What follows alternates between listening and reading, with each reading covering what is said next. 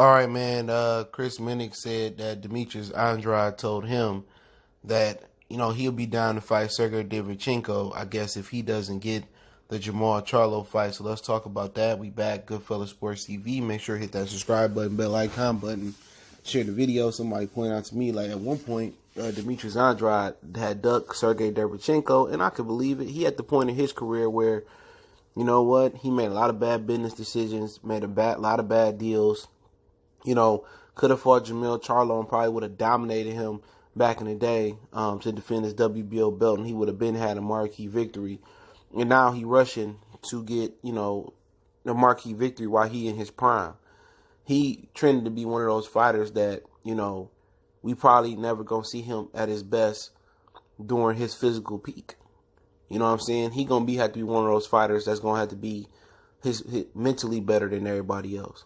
And he got the ability to be mentally better than a lot of fighters. He got the IQ, he got the ability, and I just never understood why guys of his talent never joined the power team coming out the amateurs. Now I understand with Regis Prograis and Terrence Crawford, and maybe the Charlo brothers that they didn't make it to the Olympics.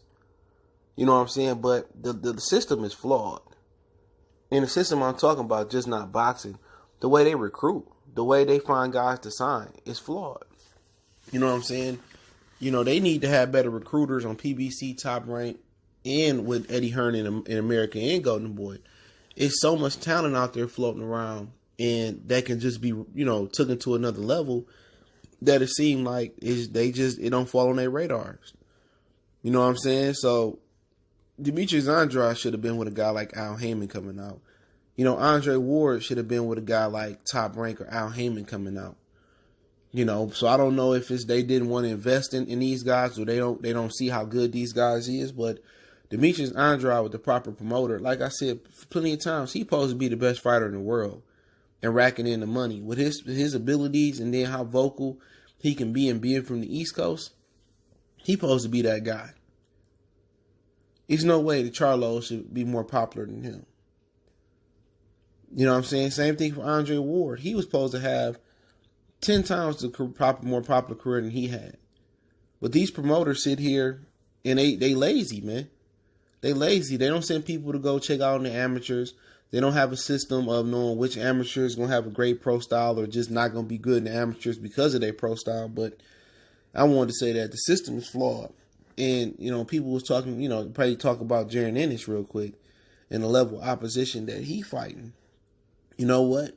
You could be Supernova. You could be the Phoenix in the boxing ring. You could be dominant. You could be Superman in the boxing ring. But boxing is more about politics than it is about skills. That's why Demetrius Andrade's career slowed down.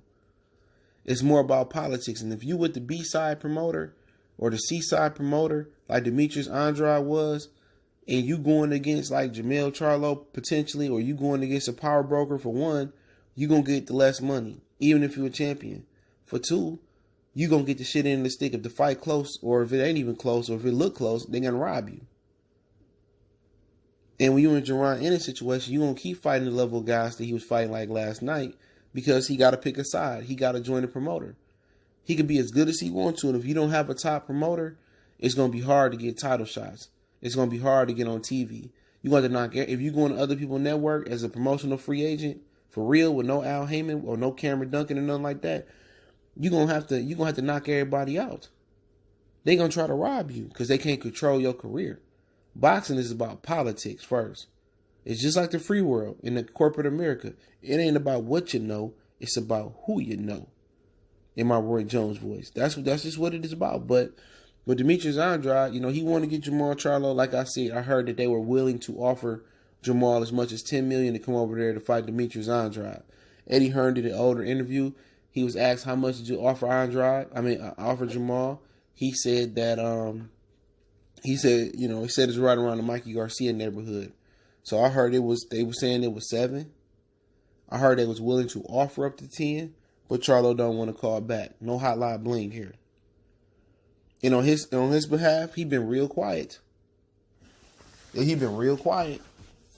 You know what I'm saying? He ain't said nothing on social media. He ain't try to put a fire extinguisher on the rumors and nothing. When somebody real quiet to go rogue like that, to me, that speaks validity that he was ducking. Now he gonna come back out and he gonna probably say, "Oh no, they didn't offer me nothing. Oh, they didn't send it to Al." It's gonna be the same routine Danny Garcia said. They didn't send it to Al, and they tried to send me the offer. But hey, man, we could play a clip where you say I'm my own boss, Lions only. Oh, I ain't trying to fight Demetrius Andrade, and this, that, and the third. I'm not trying to go to. I don't even want to go to the zone for Golovkin and Canelo. This, that, and the third. So look, you can't be here crying saying nobody want to fight you when another champion want to unify with you for good money. You just started making $1 million last year if that's what you was making on Showtime. Because Danny Jacobs pulled your whole card in 2018 and said you weren't touching $1 million yet. So in 2 years you go from making a couple $100,000, $500,000 to making $7 million, and you don't want that fade. You know what I'm saying? And you don't want that fade as a champion. You don't want to unify to make yourself look more appealing to Golovkin or more appealing to Canelo or to put more public pressure on them. See, I always had my doubts about him wanting to fight Canelo and Golovkin. He never pulled up. He never called he never pulled their whole card. He never got at him, aggressively. He never was barking at him. And every time you would mention, Canelo, oh, I want that fight. But he didn't really put that public pressure on him. He didn't get to the point, even Crawford got to the point where he started blasting Errol Spence, and he pulled up on Errol Spence, and he started blasting Errol Spence over social media. Tell me when Charlo had that injury. I don't really think Charlo want them fights. I really don't think Charlo want them fights. I think Charlo is ready for them to get out that division, get some easy belts, and then call himself the king. But he didn't really account for Demetrius Andrade being there.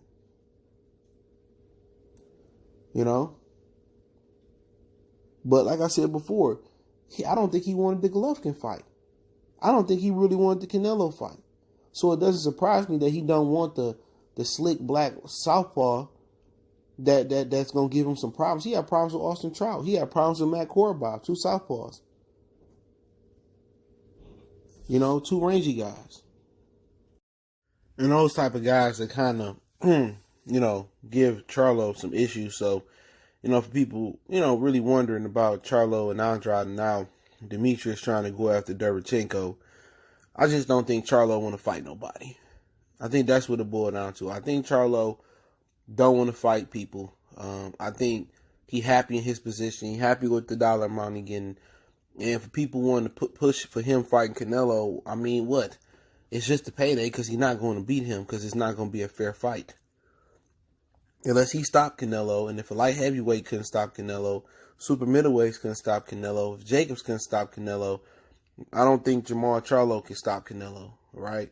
So at the end of the day, I don't think he want to fight nobody. I'm gonna just keep it real. I think he happy in his position, fighting on Showtime.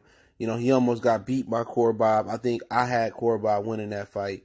So he don't want to fight nobody. His silence is speaking, a lot of words. His silence speaking loudly. He ain't responding to none of that about Andrade. It's going around the internet. He probably scared to turn on the internet. You know what I'm saying? He don't want to fight. I don't think he wants to fight anybody. But let's talk about Derevianchenko and Andrade. And if Andrade fight Derevianchenko, that's more balls than Jermall got. Him and Jermall and Derevianchenko on the same side of the street. And Jermall Charlo, he ain't trying to fight no Serhiy Derevianchenko at all. He ain't call him out. He trying to fight Chris Eubanks Jr. in a fight that will be entertaining. But come on, do that tell you if Charlo real or not? No. You know what I'm saying? Even though he beat J-Rock and he had a good close fight with Austin Trout, but it's still questions. But like I said before, he got marquee victories that Derevianchenko and Charlo don't. And Andrade don't got. So you got to give him credit there. But like I said, he ain't trying to call Derevianchenko out. They keeping them Charlo twins, them Cubs safe, or at least that Cub safe. Jermall trying to be great. You know what I'm saying? But you see why when he got outboxed by Tony Harrison in both fights until he stopped Tony Harrison, he ain't going to survive nowhere but 154 pounds fighting like that. He need to hit Ronnie back up. But with Derevianchenko and Demetrius Andrade, that's a really, really interesting fight. You know what I'm saying? Can Andrade keep Derevianchenko at bay? And can Derevianchenko get past Andrade's stick and test Andrade's body, test Andrade's chin? You got a southpaw. And Andrade, who rangy. People say he's sloppy or whatever because he got them Bozo the clown ass feet. He got to wear like a size 18. I got to slip that in there. But we'll see. It's different from fighting Golovkin. It's different from fighting Danny Jacobs. You know, it's a little bit different than fighting Jack Colclough, which they both have a common opponent, which Jack Colclough gave them both a good run for their money. Andrade fought Colclough in, I think it was junior middleweight in Germany. And Derevianchenko fought him somewhere in the United States. I think it was like Miami, Oklahoma or something like that. So it'll be an interesting fight, man. You know what I'm saying? Fighter ranges, Derevianchenko had to get inside. But the difference is people say, well, if he can get inside on Golovkin, why can't he get inside on Boo Boo? Boo Boo a little bit more rangier. Faster, good footwork. It's lucky he had problems getting on the inside. Boo Boo gonna always be good versus the Eastern European style fighter. That's the problem. Unless you can drag it into a dog fight. Once Boo Boo get into a rhythm, it's gonna be tough. But Derevianchenko got a push pop type of style, like the ice cream. He feint, he dip under, come up with some good punches. But Andrade a legit 6'2", man, with long arms. So he gonna take some punishment. He gonna have to walk through some bombs, and he can walk through Golovkin bombs, and he didn't have no ill effects from Golovkin. He probably can walk through Andrade's bomb, but the problem is Andrade got good distance, good footwork, good feints, good length, great length, and it's gonna be can he get on the inside? And if he do get on the inside, Andrade's smart enough to get him out of position to do it again. It's a bad style matchup for Derevianchenko. You know what I'm saying? Real bad style matchup. But it's a fight that I want to see because Derevianchenko showed that he got an iron chin. And if Boo Boo get tired and Derevianchenko turn it up, then, you know, it's two snack fighters going at it too. So they both going to be in great shape. But I favor Andrade in that fight.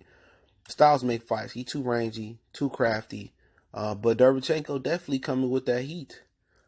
He definitely coming with that heat, man. That's going to be a great fight. I'll take either one of those fights, man. But boxing just tends not to give us the black versus black fights. They even started making the Eastern European fighters fight each other. And they don't never want to fight each other. But we ain't going to never really get that high profile, you know, hardcore black versus black fighter. It just don't really happen. And if you do, you're going to get an older Shane and an older Floyd type of fight. You're not going to get that Tommy Sugar Ray Leonard no more, man. And it's unfortunate that's the way boxing is. And I wish the fighters step up and kind of trying to see what the promoter's doing to him. But hey, it's Goodfellas Sports TV. Appreciate the love, support. I'll link the tweet source in the description. And let me know what y'all think about the Charlo Andrade thing in the comment section. And who would y'all think win? I mean, Andrade and Charlo, who will win? Charlo and Derevianchenko and Demetrius Andrade. Who you think will win if all three of these dudes fought each other? That'd be a great little question in the comment section. But other than that, man, we on Facebook, Instagram, Twitter. You can reach out to the email if you have a business question, inquiry, sponsorship, or video request. Keep sharing the videos. Want to make a donation to the channel? That link's in the description. Best way to donate. Share the video. One time for the one time. It's your boy CJ Goodfellas, Goodfellas Sports TV. Let me know what you guys think. We gone.